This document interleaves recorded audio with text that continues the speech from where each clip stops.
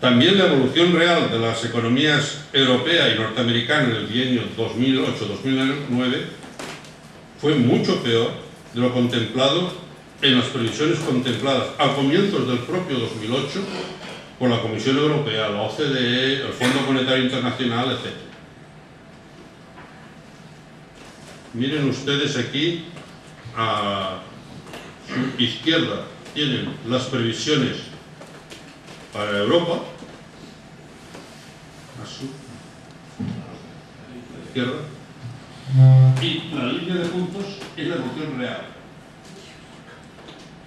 Estas son previsiones hechas por la Unión Europea, por la OCDE y por el Fondo Monetario Internacional. Digo que como el Fondo Monetario no para de hacer previsiones, sepan cómo lo acertó.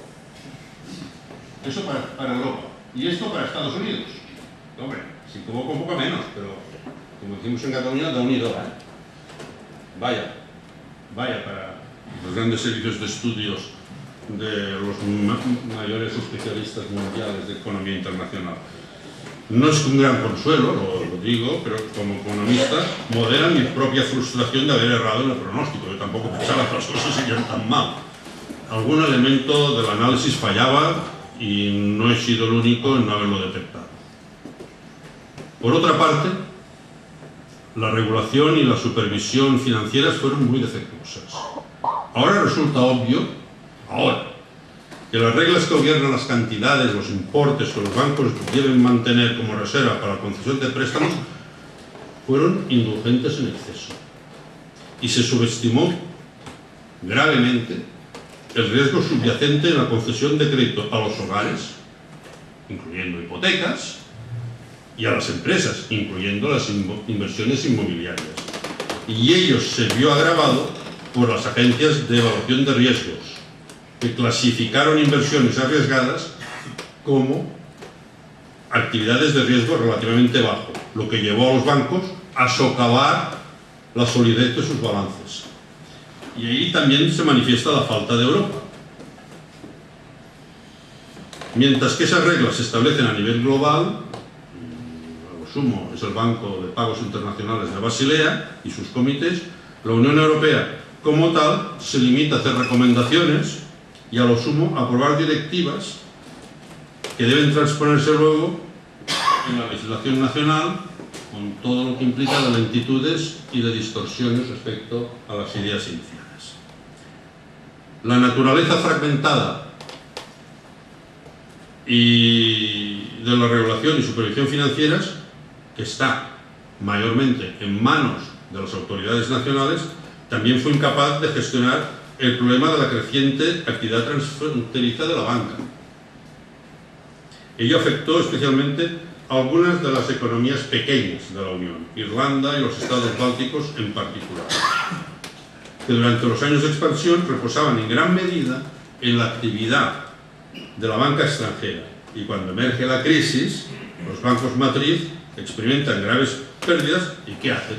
Lo lógico, proceden a reducir sustancialmente sus operaciones exteriores, lo que tiene un impacto multiplicador negativo en la crisis de esos países pequeños. Respecto al control y medidas adoptadas para mitigar la crisis, el estudio técnico del Parlamento Europeo emplea la expresión de relativo éxito, aunque inmediatamente identifica una serie de puntos débiles, en gran parte resultado de la estructura institucional. En primer lugar, reconoce que en general la crisis fue detectada muy tarde, en todos los Estados Unidos. No quiero decir si en España fue particularmente tarde, pero como en promedio todos lo reconocieron tarde. En la más benigna de las apreciaciones, a finales del 2008, cuando empieza a declinar la producción. Pero entonces, la Unión Europea y los Estados miembros adoptaron rápidamente medidas, aunque algunas de ellas pueden considerarse un tanto arbitristas. El Banco Central Europeo adoptó, eso sí, una política de bajos tipos de interés y realizó ya entonces intervenciones masivas en el mercado para aportar liquidez a las instituciones financieras. Y en línea con las conclusiones del Consejo Europeo de marzo de 2009, algunos Estados miembros adoptaron medidas de estímulo que para una docena de ellos suponían, no son cifras pequeñas, entre el 2 y el 4% de su PIB para los años 2009 y 2010. En conjunto, mucho más que en cualquier crisis precedente, concretamente la de los años 80 y la de los comienzos de los 90, pero, y lo subrayo, mucho menos que lo que hizo Estados Unidos paralelamente. Estados Unidos, Obama, hicieron mucho más, o sea, medidas mucho más fuertes, mucho más importantes en términos relativos a su economía que lo que hicimos la Unión Europea, donde la crisis en Estados Unidos era más o menos igual de severa que en la Unión Europea. No obstante, dado el riesgo de impulsar los tipos de interés al alza, tampoco resulta evidente que se pudieran hacer paquetes de estímulo mucho mayores en Europa. Todo está vinculado. Varios estados europeos introdujeron medidas de subvención a la renovación del parque automovilístico, nosotros entre otros, por su efecto de difusión en la economía. Resulta, la verdad, viendo los resultados del estudio, que es muy lejos profundizar aquí, en fin, resulta difícil aseverar que medidas europeas en tal sentido hubieran tenido un impacto positivo mucho mayor que este salpicado de medidas nacionales.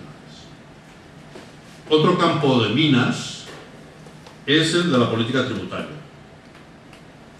Una mayor armonización favorecería seguramente una mejor coordinación de las políticas económicas. Pero, como se ha manifestado muy recientemente en el Consejo Europeo de diciembre, es una prerrogativa casi emblemática de la soberanía estatal, a la que los Estados miembros no están dispuestos a renunciar. Y pretender una mayor coordinación de sus contenidos hubiera llevado, sin duda alguna, a una dilación todavía mayor en la adopción de medidas. Eso de la política fiscal es que los gobiernos de los Estados consideran que se han cedido tantas cosas a la Unión Europea que cualquier paso de esto que ya que simboliza ya los caracteres tradicionales de la soberanía nacional, pues se hace aparecer como cómplices en la eutanasia activa de la soberanía nacional.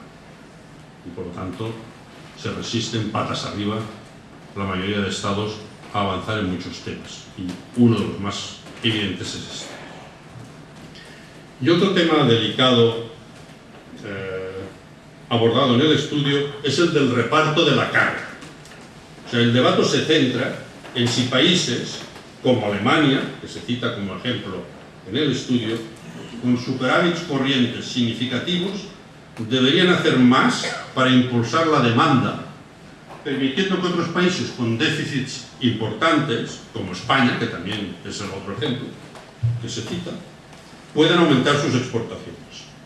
Esto puede parecer bastante evidente, pero no es tan sencillo. ¿Por qué? Porque al abordarlo hay que tener en cuenta por lo menos tres elementos. En primer lugar, no fue la falta de demanda de los consumidores alemanes la que llevó al recalentamiento de otras economías durante los años del boom. Y quizás una mayor demanda exterior hubiera llevado a un recalentamiento aún mayor a economías como la nuestra. En segundo lugar, la posición fiscal presupuestaria alemana puede ser menos grave que la de otros estados, obviamente, déficit, etc. Pero sus déficits han estado por encima de los niveles consistentes con la sostenibilidad a largo plazo y su nivel de endeudamiento es superior al español, el endeudamiento público, o sea que no es todo maravilloso. Finalmente, es lógico que países ricos con una población que va envejeciendo, como Alemania, pero no solo Alemania, en la Unión, tiendan a inclinarse a la obtención de superávits corrientes que permitan la obtención de activos o patrimonios financieros que puedan generar buenos rendimientos futuros para cuando sus ciudadanos activos actuales se jubilen. Por lo tanto, estos influirán en sus gobernantes para que adopten determinadas políticas. Tras estas consideraciones, el informe abordaba las decisiones del Consejo Europeo de mayo de 2010, que aprobó un paquete de medidas de apoyo para aquellos países que encaraban condiciones muy costosas en el mercado de la deuda. Y puede decirse, para no pararnos más en el estudio y entrar ya en las posiciones del propio Parlamento como tal, que el estudio concluía con un importante grado de escepticismo sobre la suficiencia y eficacia de las medidas. Con estudios como este, el otro que más referencia a la deuda, los sectoriales y tal, como estudios como este, como background, el Parlamento aprobó su pronunciamiento ante la crisis en una resolución de 6 de julio del 2011. La resolución fue aprobada por 434 votos a favor, 128 en contra y 33 abstenciones. Tiene media docena larga de considerandos, perdón, de vistos, M considerandos y 109 apartados. O sea, si me limitara a leerla, seguramente agotaría el tiempo previsto de mi intervención y su paciencia, por lo que voy a intentar resumir sus puntos más relevantes. Naturalmente, una resolución tan larga implica la inclusión de algunos puntos un tanto superfluos, pero que ayuden a aunar voluntades y votos al precio de diluir un tanto el mensaje.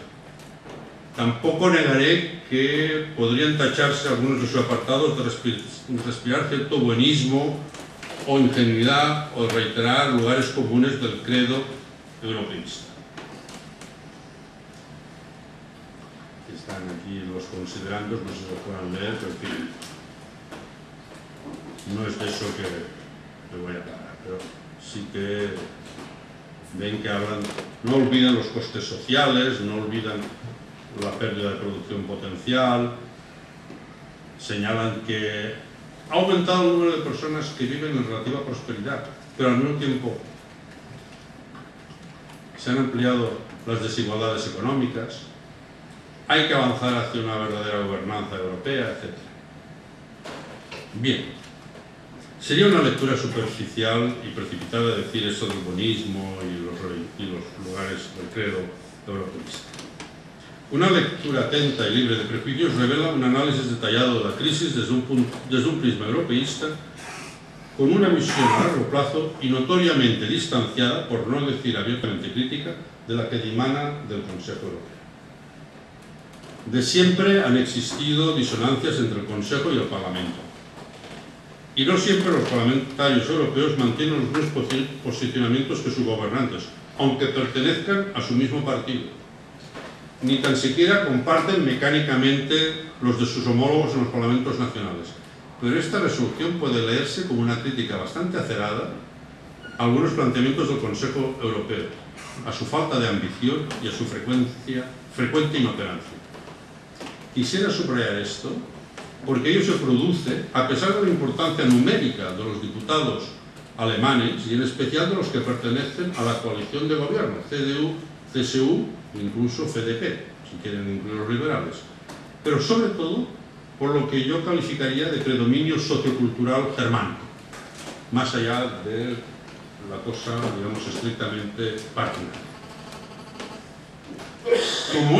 Como eje en torno al cual se articulan los distintos apartados, podría decirse que la resolución considera que la Unión Europea se encuentra en una encrucijada de la que puede salir exitosamente encarando los retos a los que se enfrenta mediante un esfuerzo conjunto de profundización e integración política y económica europea, o bien se arriesga a quedar descolgada y caer en una era de populismos y nacionalismos. Esto figura expressis verbis en la resolución.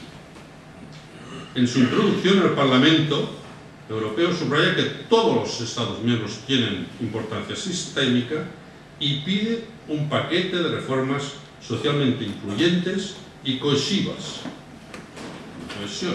que corrijan las debilidades del sistema financiero y que lleven a fomentar las inversiones a largo plazo que comporten un crecimiento sostenible y la creación de empleo. Además, pide la adopción de reformas estructurales que permitan superar la actual falta de competitividad y señala que los Estados miembros deben volver a una situación de finanzas públicas sostenibles y tasas de crecimiento positivas basadas en políticas sanas de gasto público, de calidad y a una recaudación tributaria eficiente. A pesar de la poco frecuente referencia al esfuerzo fiscal, podría decirse que hasta aquí estamos en lugares comunes, lo que los francófonos denominan le platitude.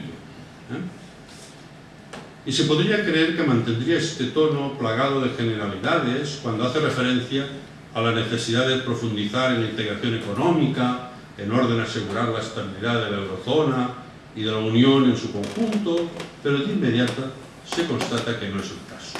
En efecto, el Parlamento afirma con fuerza la conveniencia de la emisión común de deuda soberana europea y pide a la Comisión Europea propuestas normativas, legislativas, que permitan la pronta emisión de eurobonos, y considera que esto debería estimular la disciplina fiscal.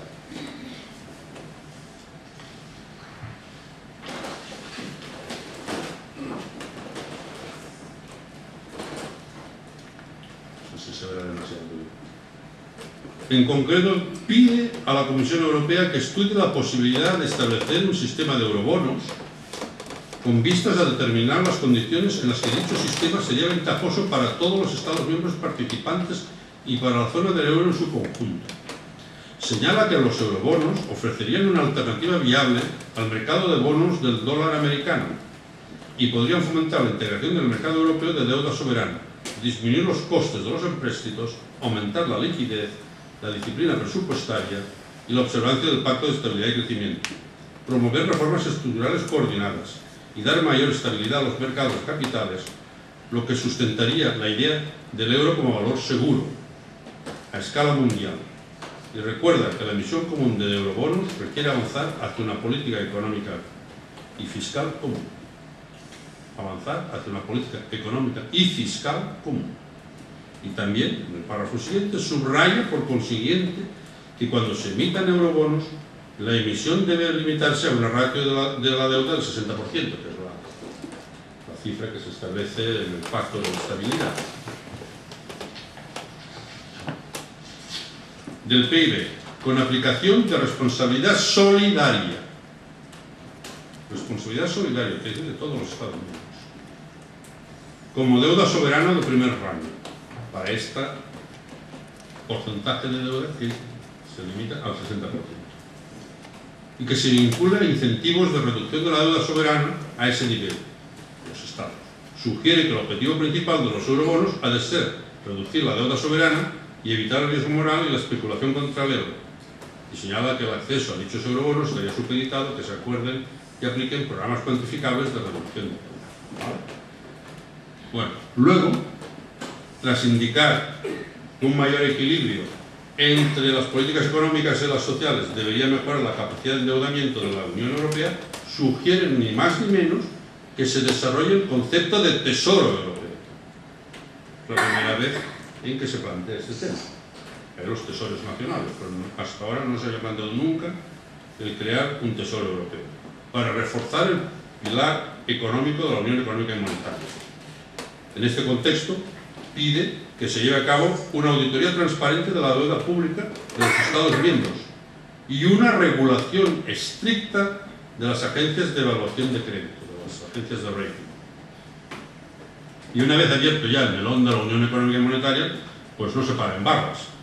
El Parlamento Europeo lamenta la limitada influencia de la Unión a nivel internacional, lo que vincula esa escasa influencia a la inexistencia de un único representante en las organizaciones internacionales como el Fondo Monetario Internacional y el Banco Mundial.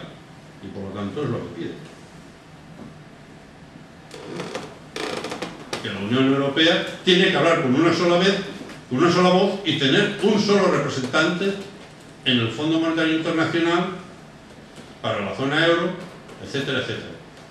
Entre paréntesis, dado los estatutos del Fondo Monetario Internacional, si tuviéramos un solo representante, la sede del Fondo Monetario debería trasladarse a Europa, porque los estatutos fijan que es el país con mayor volumen de divisas el que tiene la sede. Y en ese caso, el que tendríamos, si sumamos todos los de la zona euro, somos más que Estados Unidos. Sería una consecuencia colateral de si se tirase eso. No sé si aceptar, si llegamos a eso, quizá no vamos a discutir dónde está la sede, pero sería bastante importante que tuviéramos un solo representante. Entonces,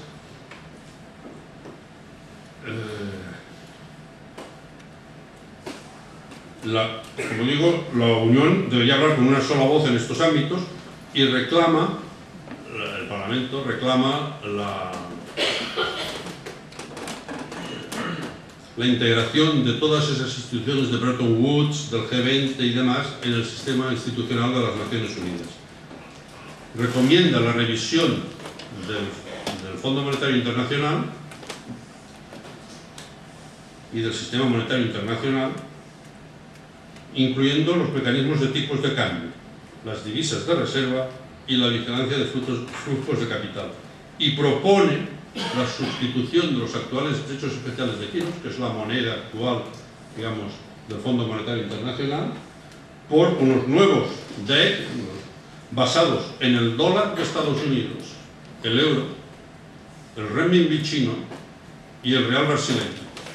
No menciona la libra esterlina. Y en la resolución se hace una alusión un poco velada, pero se alude a la futura inclusión del RAN sudafricano.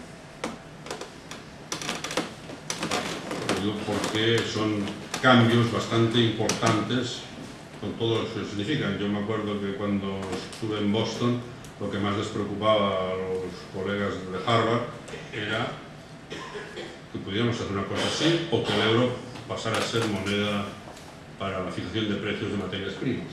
Esto seguirá en la misma línea y seguramente Estados Unidos no estaría mucho por la labor, pero hay que saber. Esta es la posición del Parlamento, es bastante innovadora. Bueno, en la resolución, tras recordar que los objetivos de Europa 2020 deben ser tenidos en cuenta tanto efectos de resolver a largo plazo los desequilibrios potenciales internos como a la hora de definir las prioridades del semestre europeo, el Parlamento subraya la necesidad de reforzar las políticas europeas de transporte y energía, llama a desarrollar políticas sociales, como la lucha contra la discriminación femenina todavía existente, llama a una auténtica política común de inmigración que tiene un impacto y una evolución diferencial debido a la crisis, y recomienda que los fondos estructurales apoyen en mayor medida a las pymes.